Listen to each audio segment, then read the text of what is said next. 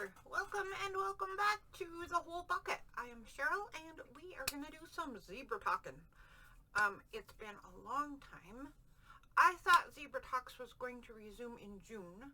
Turns out it's going to resume in July, as you can see. Lots of stuff has occurred and caused that to happen. The loss of all my top teeth being a major one that really pushed things off, because that happened at the end of May. Oh, that's been a journey of its own. If you have any tips and tricks for how to adjust to top dentures, let me know, because I'm still healing, but when it comes time, I'm not getting used to them very easy. They're not fun. So anyways, it got pushed off a bit, and I discovered in the pushing off process that it turned out to be a good thing. I have a new idea for the Zebra Talk schedule that I'm really happy with. I was, however, not very well prepared for today, just because there is so much going on in my life and the health world and whatever, but that's why we do Zebra Talks, right? Because people who deal with chronic conditions of any kind have a lot to deal with. There's stuff. Or the caregivers also just so much to deal with. But I made a decision, and here I'll show you my decision. Here it is. This is a chart that I was looking at on the Ehlers-Danlos Society page, website. This was a page I found on it. There we go. I knew I'd find words. So this is talking about two different people both having Ehlers-Danlos syndrome and how different their symptoms can be. They have the same condition, the same type of the same condition even. Their symptoms are very different and weigh very differently. The variables that go into the condition itself, the person's experience and interpretation, and the person's life create an infinite amount of possibilities in this sort of graphing, right? We're going to do something a little different than this today. And I'm going to cut this out, as you can see, because you see me cutting with the scissors, right? I'm going to cut this out, and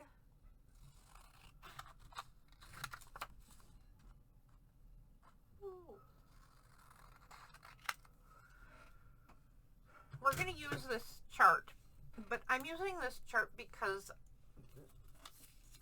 Ehlers-Danlos is what I have, right? So the chart might look different for you if you are doing Zebra Talks to talk about a different condition. What I've done is I copied the circle. I did it into 8 sections, and I did each section into 4 smaller sections. This one you can see I've labeled childhood, and I followed the same colors. So what I'm going to do is talk about my own experience in my own condition. What I think this could do as far as how is this valuable to others is this circle chart or a bar graph or any kind of thing, right? To show how the symptoms or body systems that are affected by your own situation can vary over time. So this particular chart talks more about major body systems than individual symptoms. individual symptoms. You can have a whole chart like this for each section, right? Like I said earlier, the variables are immense. So in that, let's take a look at how childhood seemed to me. Joint instability is where we start, and I put it somewhere in the middle. I put question marks on two things, and we'll talk about why these two specific things. Oh, three. We'll talk about the question marks in just a minute. But I think really childhood, I could put a question mark on any of this. So Ehlers-Danlos syndrome, as far as I know, wasn't on anybody's brain when I was a kid. So it wouldn't have been diagnosed. A lot of what I went through as a kid was just, I wasn't very graceful. I was really clumsy. It was growing pains. You know, just a lot of the stuff to make something that's not regular seem regular. Not like we knew any better. We didn't know any different. So what else are you gonna say, right? So any of these things that I've marked could be more or less than the way I've marked them here. Joint instability came. The reason I gave it in the middle is because I was definitely less than graceful, and there were things that I was able to do more extensively than a body should be able to do, and there were things that I couldn't do, right? Or couldn't do well, or things I had problems with that you didn't know that there was EDS. So how would you know that that was why it was a problem and that you shouldn't really do that? Like bend yourself in half or bend yourself in half backward. That was, yeah. Okay. You shouldn't be able to do that. Turn your feet backward and sideways. You shouldn't be able to do those things. And maybe you really shouldn't do those things.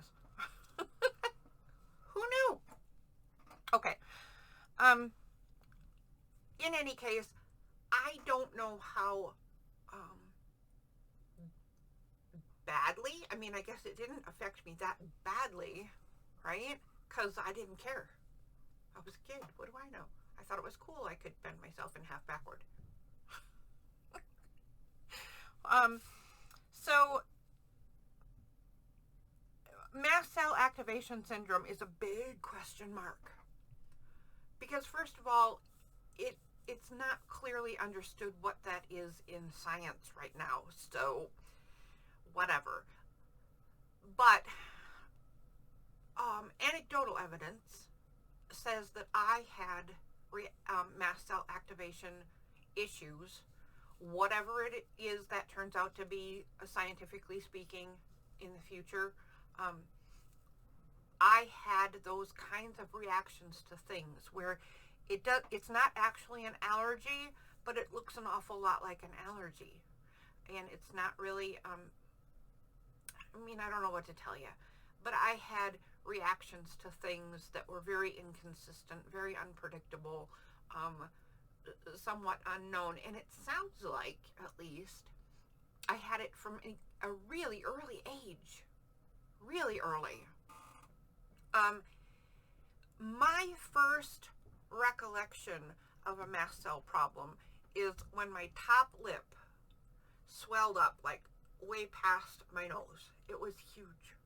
It was huge. It was a new appendage. And no idea what caused it, but that was my first swell up that I knew of. And then it didn't happen again for a while, a long while, I think. And it happened somewhere around 10 years old. I don't even know. Before that, it was things like rashes and allergy type symptoms. I don't even know what. Mostly rashes that I know of. Skin reactions. See, I don't know. I don't remember that much. In any case, the The swelling stuff got more and more and more. The rashes and reactions to things in general got more and more and more, and continue to do so. So whatever this mechanism is continuing to increase. Pain. I don't know that it affected me at all. I don't know that it was an issue at all. So yeah, 0. Fatigue. It was there. It affected me. I'm giving it a 1 on the scale because I didn't really pay attention. I was a kid, you know. It didn't affect me enough to like wipe me out all the time, but I did start falling asleep in school at a really young age. I couldn't run as fast or as much or whatever as other kids, and yeah, let's not get into the emotional side of that. That had some really serious emotional sort of stuff attached to it because there was a very little understanding about it and people didn't treat you so nice. Next is GI issues. This is a big fat question mark. So there's a orange question mark right there. I may or may not have had issues. I wouldn't know. Again, if it's a situation that is just there and you don't know any better, you just assume it's normal. There are some things that I recall occurring that certainly could have been attached to GI issues.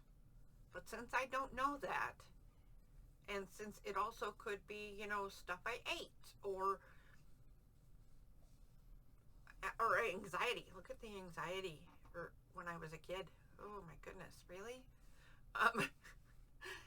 Since it could be so many other things. Question mark. Next question mark is dysautonomia.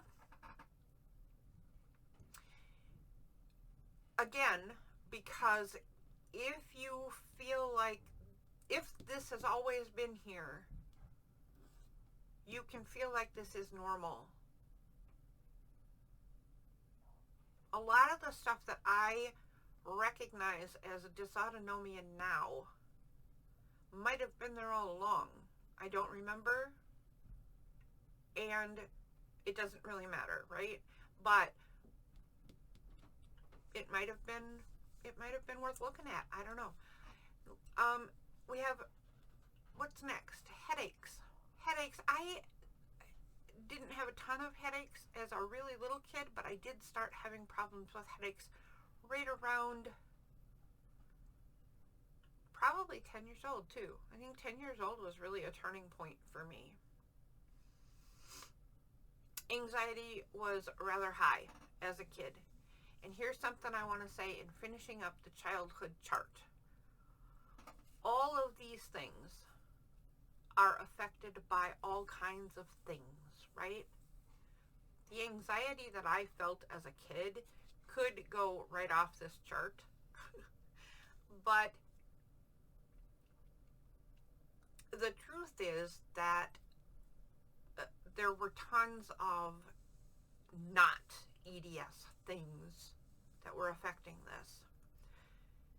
The reason it's important to say that right now, and why, I mean, anxiety is just a good demonstration of that, but EDS in and of itself is not a progressive illness.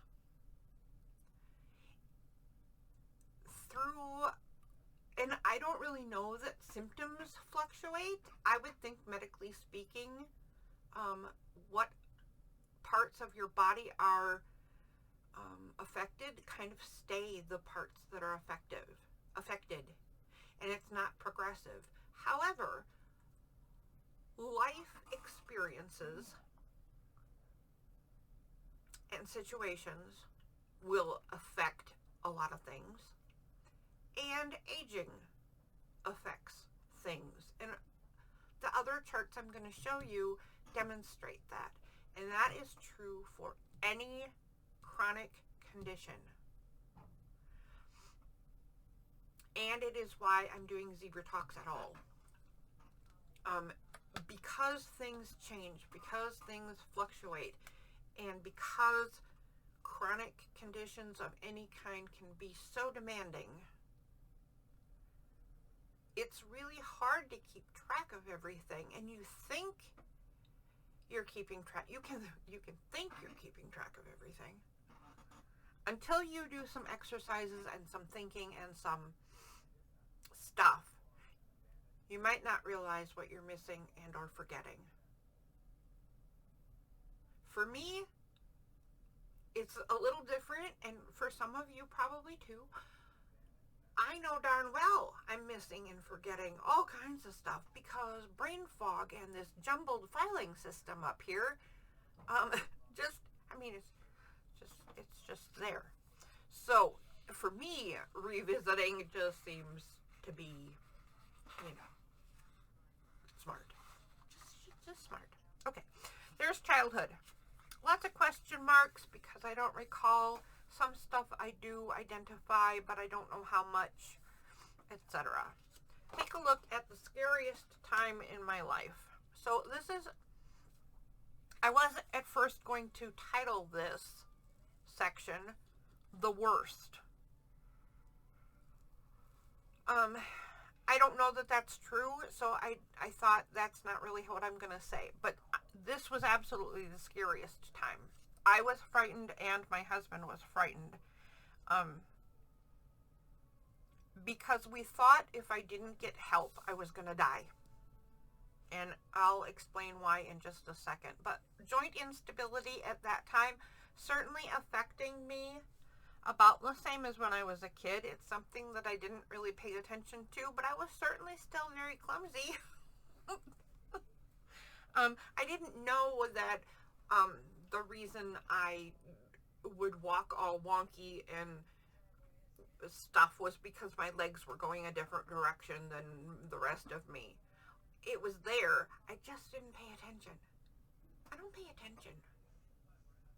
Sometimes you should. So that's basically the same. Mast cell activation syndrome is increasing. It was increasing. It always is increasing. And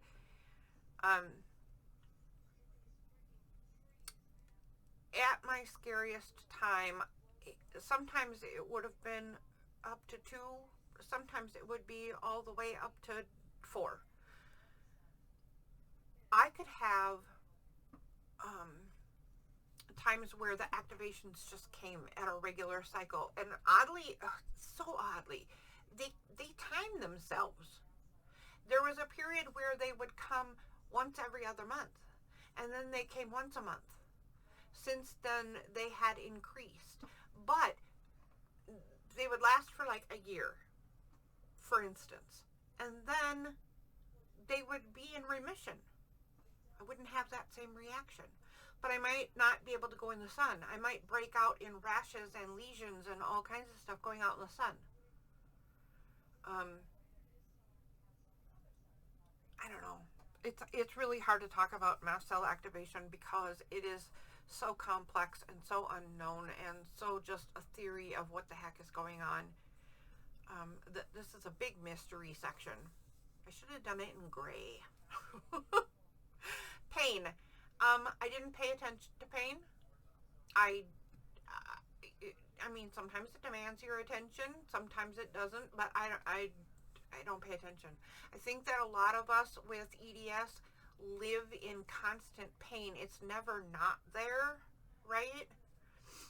But most of the time, our life has to continue, so it's like, yeah, well, whatever. Pain schmain. Managing pain can be quite difficult. Living in constant pain can be quite difficult.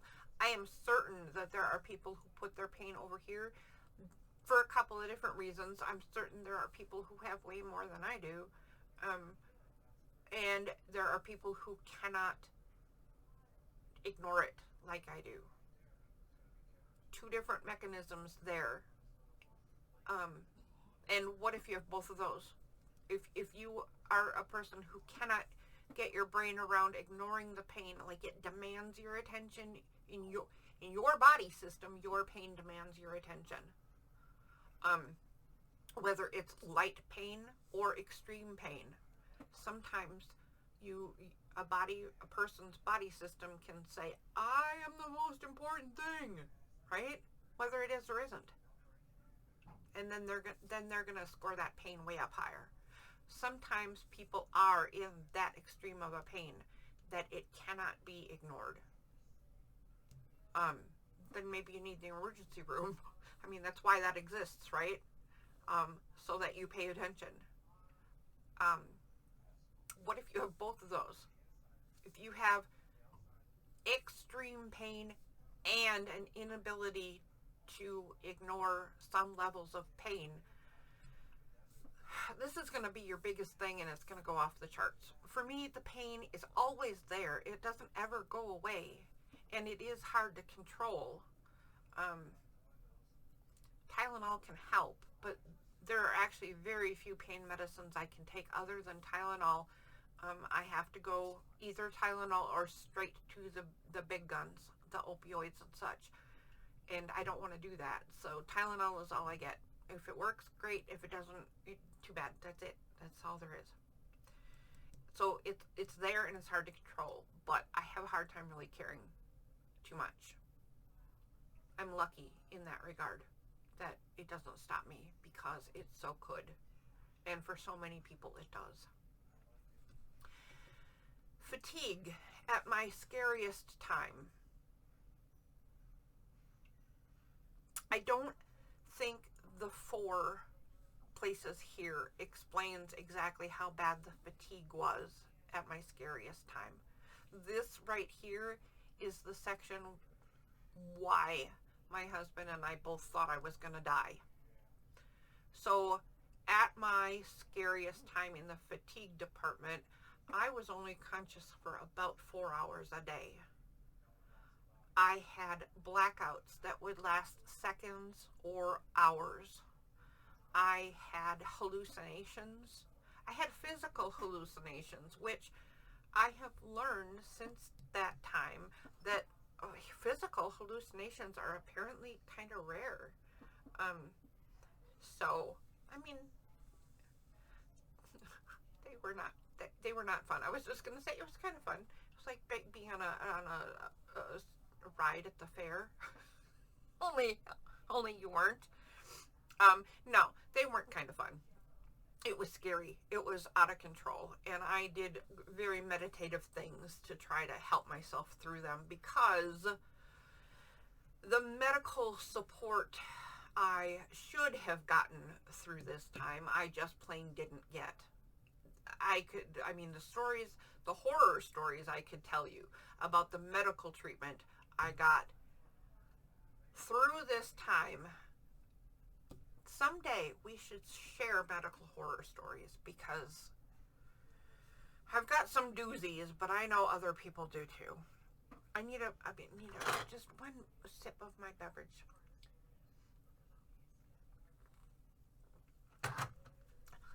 GI issues, I kind of cheated on. In general, that was a medium range kind of problem on a daily basis. However, I was hospitalized more than once for GI issues.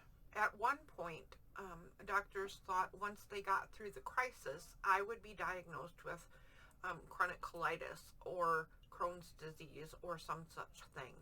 Turns out I was not diagnosed with that, so I don't know what they did with that whole idea, but the ball was just kind of dropped, because it didn't turn out to be any of those conditions.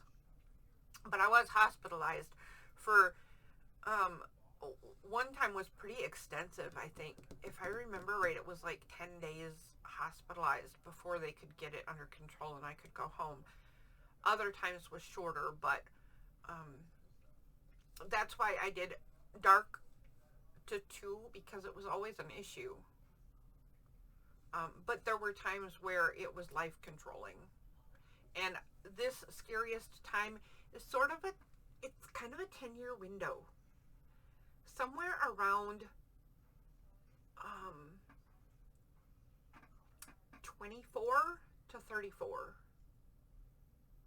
is where it was out of control, and then it progressed to that point where I told you I thought I would die. And I'm not being hyperbolic when I say that, right? I honestly think I would have died. And that's not hyperbole either. The condition of me is a little bit hard to describe. Yeah. It's a little bit hard to describe. But over that period, I went from, kind of normal function without knowing what's going on. I had my limitations, like everybody does, whatever, and it progressed. And I don't know. Let's not talk about that anymore right now. Maybe some other time. I thought I was going to die. Dysautonomia. I gave 2 here. I don't know if that would be more or less.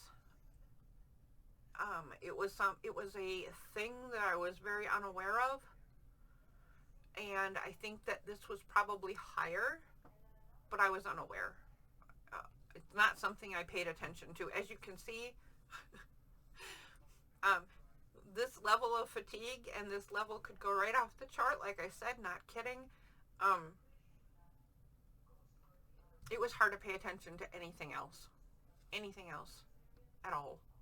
Headaches got pretty severe here. Migraines, a lot of migraines, as a lot of EDS patients have.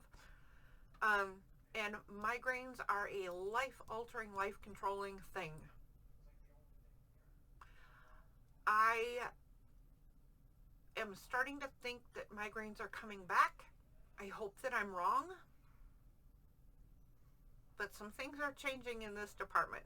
I had them often and pretty badly for quite a while through this bad period. And then some things changed and it got a little better. So I didn't have a problem with migraines anymore. I do have a problem with garden variety headaches. I don't count that as really a problem. It would probably be somewhere down here. I don't know.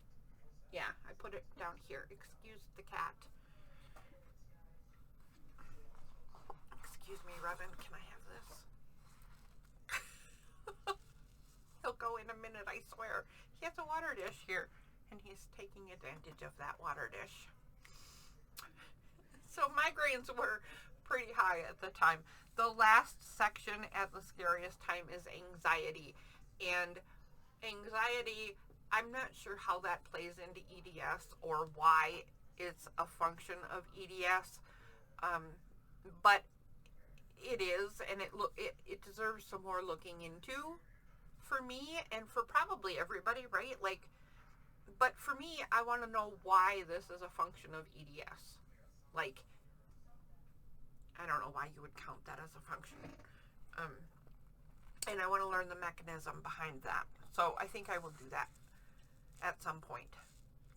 But as you can imagine, if you honestly believe you're going to die, if something doesn't happen, and you're only functioning and only partly functioning 4 hours out of any given day, or any given 24-hour period, because sometimes the period would shift. So it might be that I was only functioning for 4 hours in a night. I don't know. Oh my gosh. I had little kids at the time. So I had little kids at the time, and I couldn't hold a job at the time. And so we had very little money, and I had windows, tiny windows, to try to pull my life together. You can imagine where the anxiety went. And there was no help for me for the longest time. The thing that turned this around was the discovery of sleep apnea. Again, some of the things doctors said to me through this, unbelievably horrible. The things that doctors will say to a person if they don't know what's going on with that person. I would gather energy and at some point push myself to seek help again. And I was at that point where I thought I was going to die. And I had given up on doctors altogether. And I didn't know what to do. I wasn't willing to give up though. So what I did was I heard that it might have been chronic fatigue syndrome. It might have been chronic fatigue syndrome. So I'm going to use that as an example because I want you to know how to apply this to whatever your situation is. But I looked up a possible explanation for what was going on with me that I hadn't previously looked into. So I looked into chronic fatigue syndrome. And what I did was look up doctors who specialized in the condition. And it wasn't a well-known or understood condition at the time. In fact, people at that time said it was fake and just an excuse for people to whine and complain. And people still say that, although scientists are finding out what it really is. So those of you with chronic fatigue syndrome, ignore those people who are still non-believers, because doctors will tell you, no, it's not fake. It is very real. And we are just starting to figure out where it's located and what it's doing. Take heart, chronic fatigue people. Anyway, I digress. I looked for a chronic fatigue specialist. And I thought, okay, you don't have many chances left. Take another deep dive. Try again. So I researched and I found specialists, and I found one whose name was Dr. Kind. I actually told this story in Zebra Talks early on, I think. Anyway, I found his name was Dr. Kind, Kind. And I thought, well, okay, I'm going to go with that guy, because maybe he'll live up to his name. I made an appointment. I went and saw this Dr. Kind, and he did live up to his name. I went to him and I said, I don't care what's wrong with me. I don't care if you agree with every doctor I've ever seen, and I'm just crazy and there's nothing wrong with me. Put me in the crazy house and get me some help, because I am afraid I'm going to die if someone doesn't help me. And he said, okay, let's hear it. He interviewed me and did an examination for 3 hours. That was not my intended window, right? It was a much more reasonable, just an introductory window. What did they give you? 15 or 20 minutes? Or maybe it's 10 to 15 or 20 minutes? I don't really know. But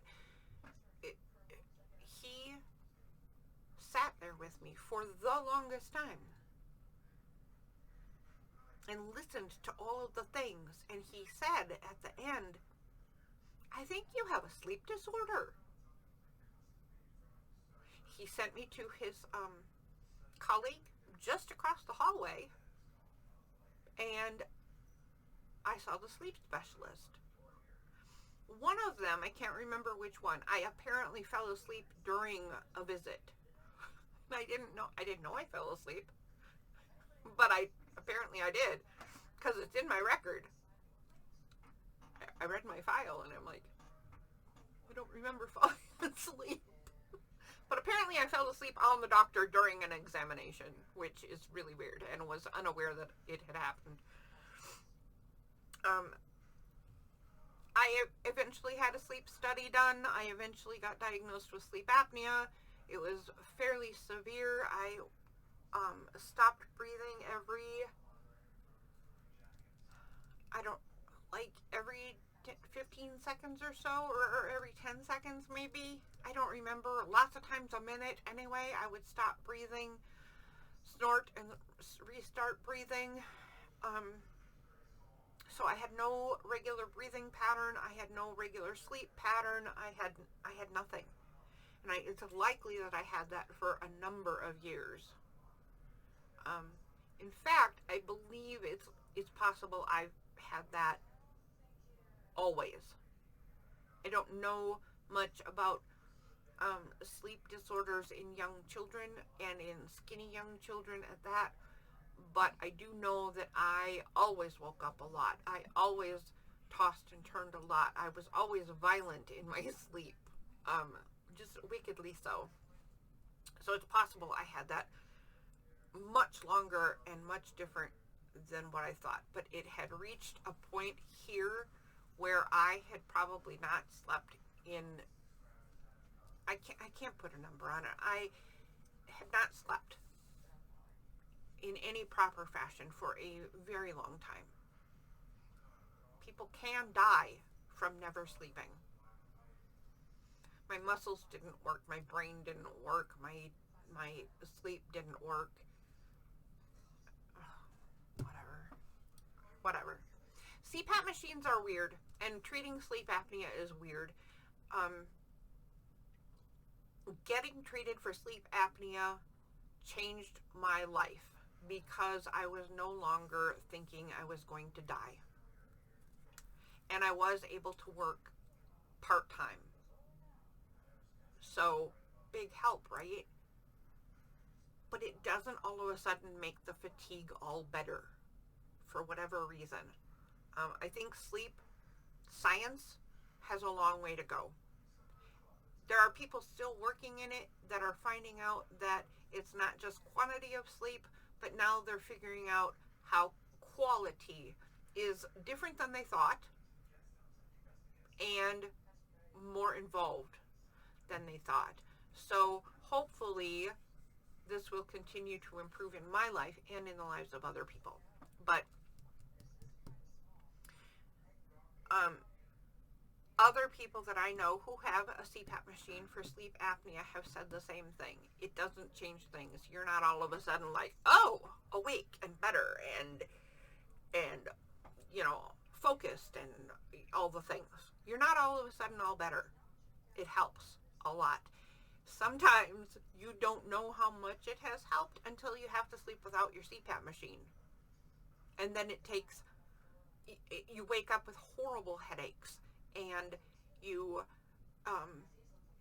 can't function, and it can take you a day or 2 or 3 even to recover and get back on your feet once that CPAP machine comes back into your life. So once you have it, it makes a difference. Not as much as you'd like, but if you have to do without it, you learn that you don't want to do without it, even though it's not as great as you had hoped it would be.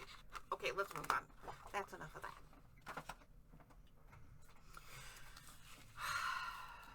What about now? It's July 7th. It's 2024. What about now? Well, I've colored in joint instability already, and you can see that it has increased. And I would assume that this is going to continue to increase.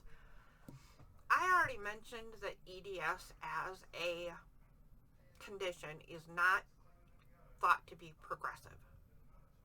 But I'm aging, as everyone does. So it doesn't matter that it is not progressing as a condition. My ability to compensate is decreasing.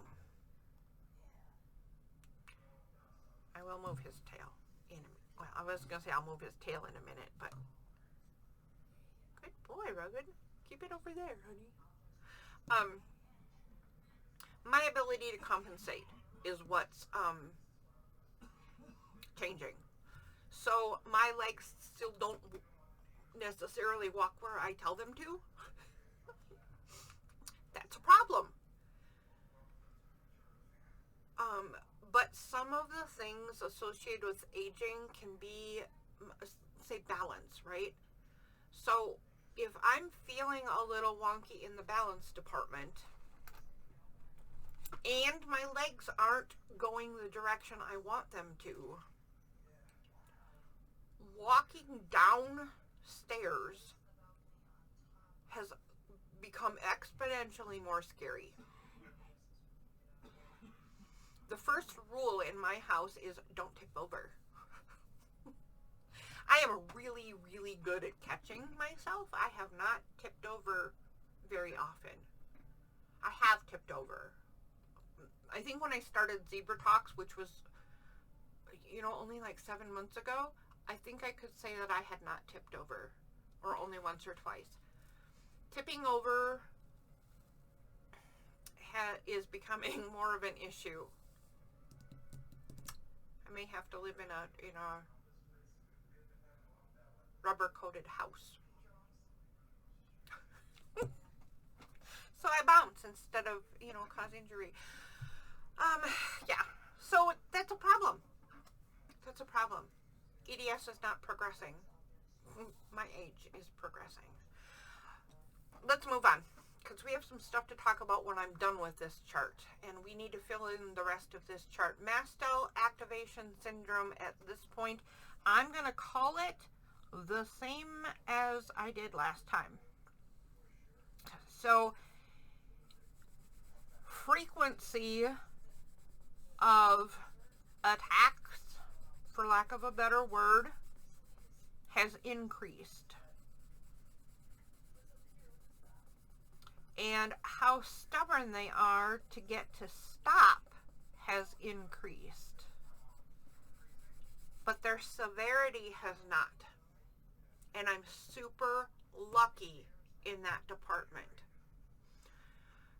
Because there are people who have reactions to stuff so quickly and so severely that they stop breathing.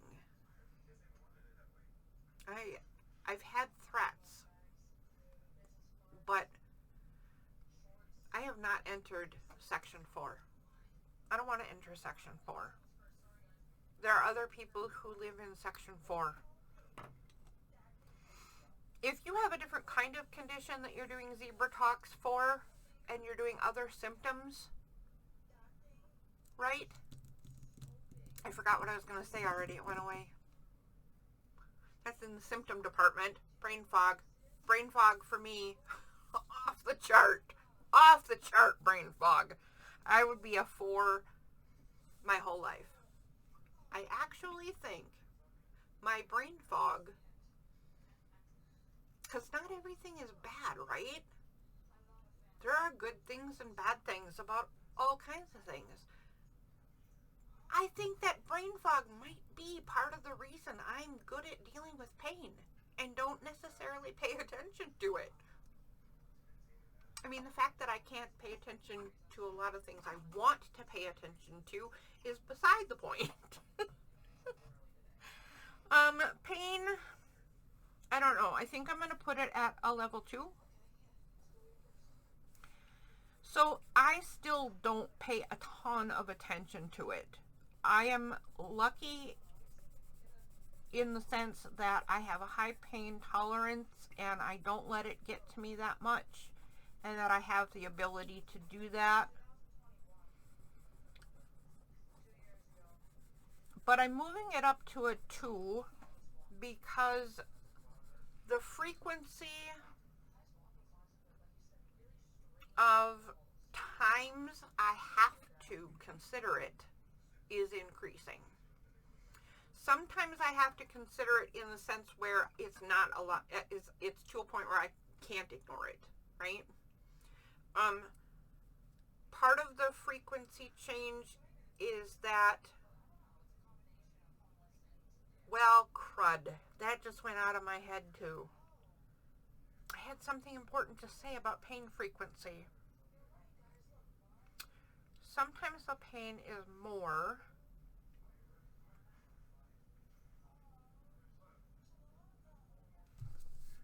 Shoot, if I remember what in the world my point was, I'll mention it, because it was kind of an important demonstration of how to think about chronic conditions.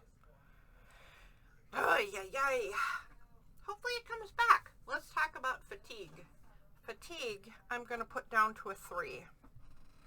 So at my worst point, I can only give it a 4 because that's where this chart goes. But I would say if you think you're going to die, maybe you're off the chart. That's my argument anyway.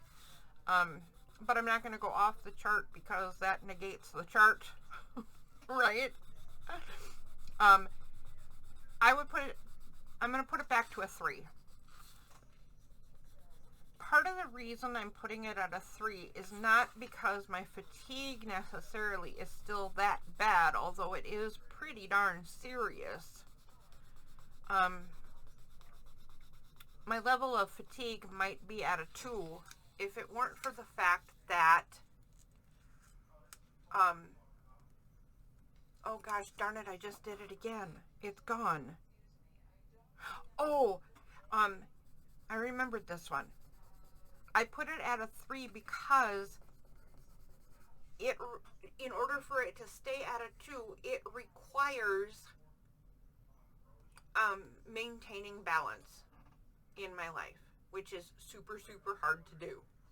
Because not just balance in physical activity, but balance in physical activity with illness, with life, with any pressures that come up, with the fact that life is unpredictable. So physical, emotional, mental, and unforeseen. Fatigue demands attention and care to a point that makes it 3. All right. GI issues. GI issues, I will... I'm going to put GI issues at a 2. It is constantly there. It really should take a higher priority, and it is going to soon. I'm going to do the low FODMAP stuff. I was going to do the low FODMAP stuff. If you don't know what that is, FODMAP. If you have bowel issues, look into it or ask your doctor about it. If it's a thing that might be of use to you. But I was gonna do it already, and then this thing with my face happened, and I'm not going to do scientific diet study on myself when I can only eat squishy things. I'm just not gonna add that. That's piling on. In any case, my GI issues are always there, require attention, require more attention than they actually get, and whatever. Livable for other people. Gosh darn it, if you're a colitis person, it must be up here all the time. But maybe all your sections would be different. So certain things about it would be number 4 all the time. I don't know. I'm just saying. Dysautonomia. Dysautonomia is a much bigger problem in me than I ever thought it was. I'm going to put it at a 3 because I am learning that it controls a lot more of my life than I ever thought it would. Maintaining body temperature for me is really, really tricky.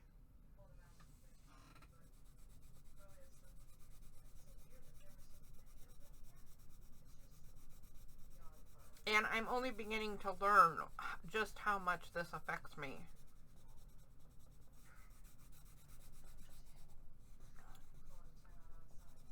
So, we're going to put that at the 3 because I know it's always there. I know it's always affecting me. I know that it causes a lot of different problems that I have regulating stuff for myself. So there you go. All right, and we're not going to talk about that very much right now. You know why? Because I don't know very much about it right now. Headaches. I'm going to put all the way down to a 1. I think that this stuff is becoming more of a problem right now and actually building. I hope that that's not true. I'm not going to judge this any higher than here because I am going through oral surgeries and fixing this situation that I have going on right now. So assessing headaches right now would just be silly. There's way too much extraneous business going on to assess that. And anxiety, gosh darn it, man. I wish I knew how to rate this. So here's what I'm going to do for anxiety. A little bit of cheating, because the chart doesn't really cover it all for me, right? I have issues with anxiety all the time. Not necessarily due to EDS. I mean, there's the PTSD stuff going on, and there's some other stuff going on, and I'm kind of an anxious person. There's some, life trains you in certain ways to be and do certain things. And I have a lot of life training into be scared all the time. Let's just say that. Be scared all the time. For all those reasons, anxiety is there all the time. Here's where I'm going to cheat. I'm going to cheat and go like this and color this in lighter like I did on my earlier chart with some things. The reason I'm doing that for anxiety and for this right now is because I want to make sure that I stay aware that this fluctuates. Because it is so affected by external things, anxiety can be a part of anybody's life for anything, right? And anxiety is actually a good function of our bodies. It's important to know when you need to keep yourself safe. It's important to know when something's important. It's important. It's good to know when things deserve a little more attention. When you reach anxiety that is ruling your life and controlling your life, it's time to learn something else. It's time to get it under control, and you can. If you are a sufferer of severe anxiety and you feel like you can't get it under control, I want you to know that you can. You absolutely can. Do not give up looking for methods that work for you. There are methods that work for me in controlling and assisting anxiety issues. They are gratitude journaling, or just gratitude contemplation. I don't necessarily have to journal it. I don't have to picture it or write it down or anything. I can just take a minute to do some gratitude thoughtfulness. Meditation helped me a ton when I did it for a long time on a regular basis. And for some reason, I've completely dropped the ball for a very long time now. And I'm not sure why. That's sort of a self-sabotage thing. I don't know what to tell you. Self-sabotage is real. It's real.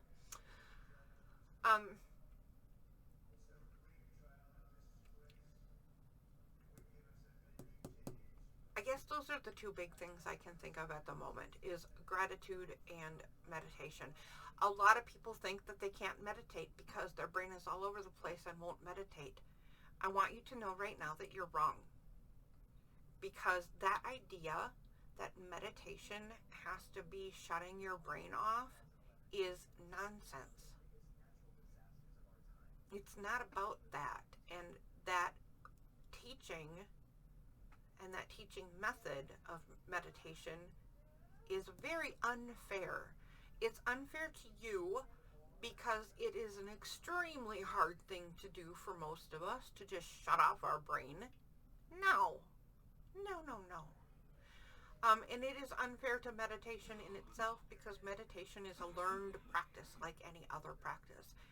Maybe some year down the line when I'm 98 and a half, maybe by then I'll know how to shut my brain off.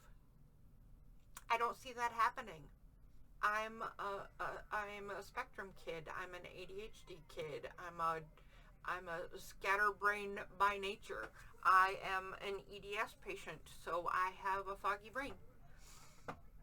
I'm meditating and can't forget that I'm meditating. Yeah, I can be sitting right there and just forget what I'm doing altogether. It's ridiculous.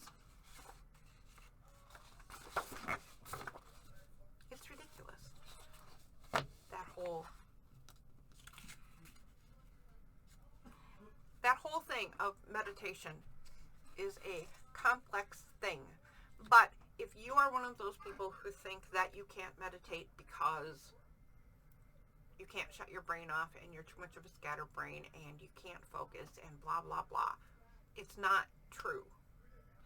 If you would like me to do some talking about meditation further in depth and tell you some ways to use it and learn it and try it that do not include shutting your brain off, say so in the comments. I will absolutely do a zebra talk specifically about that. Because for the next 5 months, I'm going to be doing zebra talks that help further learn about tools and mechanisms and understanding our own conditions, so that in January, when I start a new zebra talk journal, very similar with the prompts that we did last time, I have a new place to start from. And so that for me, and hopefully for you too, our understanding of ourselves and conditions and stuff just advances as we go. That's a pretty lofty goal. That's a really lofty goal, but we can do it. We can do it. Give me some feedback. Ask me some questions. Make suggestions. All that stuff. If you are someone who's using this and watching it as we go, tell me what this is. Tell me how you're using it. Ask me a question about what you can do. Anything. And I will take a look at what everybody has to say and try to incorporate all those thoughts and feelings and such into what we do here. All right, so let's take a quick look before we close up. We started with this idea of two patients with the exact same condition can look very different from a medical perspective. So I have this condition, so I used their chart. For you people who are using this for other conditions or situations, I'm sorry that I certainly can't make a color chart for every condition ever in the whole wide world. But think about whether it makes sense to do it by symptom or do it by affected body system. And then chart out your stuff in a circle, in a graph, in a whatever way works for you. It doesn't have to be complex. It can be super, super simple. In fact, I would say don't make it complex. Make it as simple as you possibly can. And if you do it again later or you reassess, add the complexity if you can. But let's say you have, gosh darn it, I can't think of anything. Think quick. What if you have high blood pressure? Just pick high blood pressure. What if the two biggest things that bother you are a headache and fatigue, right? Just chart those two things. Like before you knew you had high blood pressure, when you first knew you had high blood pressure, and now that you know and are supposedly taking care of yourself, taking your meds and doing your exercise and what have you. Although, how much do we really misbehave? Anyway, what if you only chart fatigue and headache? Start with just that. It's fine. What if it's depression and you only chart days wiped out by melancholy and negative thought patterns? Two different things in depression, and two different things that you really want to get a hold of. Same thing. How much was it early on when you suspect depression started? How much is it right now?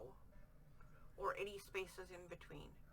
If you have a brand new diagnosis, look up whatever your thing is. Look up major concerns in that thing and chart those for yourself. Give yourself a starting point. Always make sure that you look things up. If it's online, get your information from trusted sites. Trusted is the really big thing. Don't just, not some trendy doctor that everybody's all of a sudden listening to, right? Not the latest thing that you found, not the first response that you find to your search, but look who's saying it. And make sure that that is a long-standing, well-understood entity. Not just some trendy person. And if it is a trendy thing, then set yourself up for more research, right? It's not necessarily bad to follow a trendy thing if that trendy thing, or doctor, I should say, because I'm specifically thinking of doctors right now. If that trendy doctor on TV or YouTube or whatever is saying things that are backed by years of experience and lots of science and lots of people who are super paying attention to this kind of thing and its development over time, maybe that's fine. But if that person is not backed up by a ton of stuff, and they're trying to sell you something,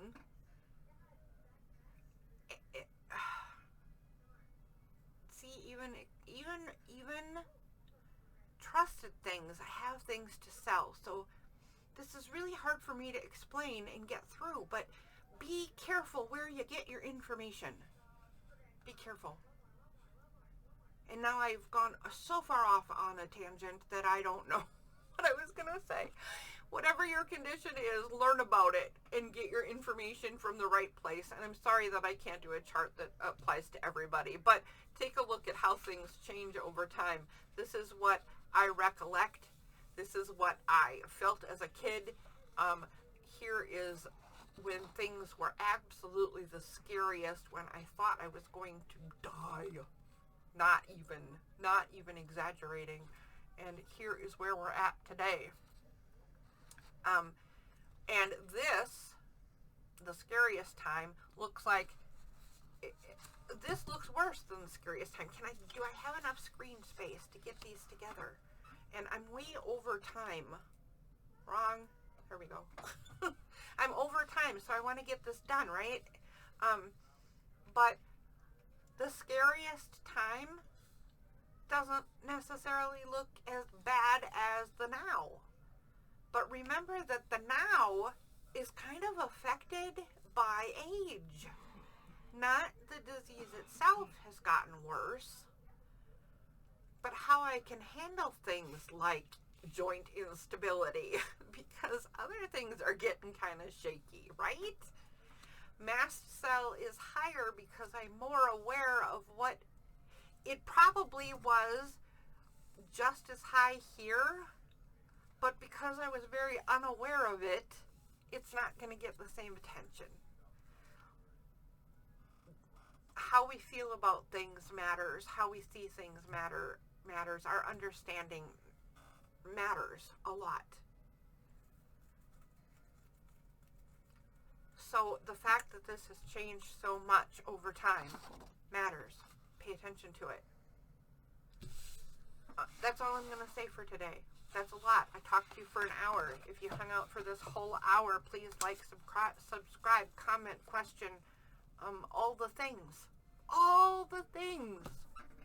And stay tuned, because every Sunday for the next while is going to come out with a new Zebra Talk, and we're going to take some more journeys into the living with chronic conditions department.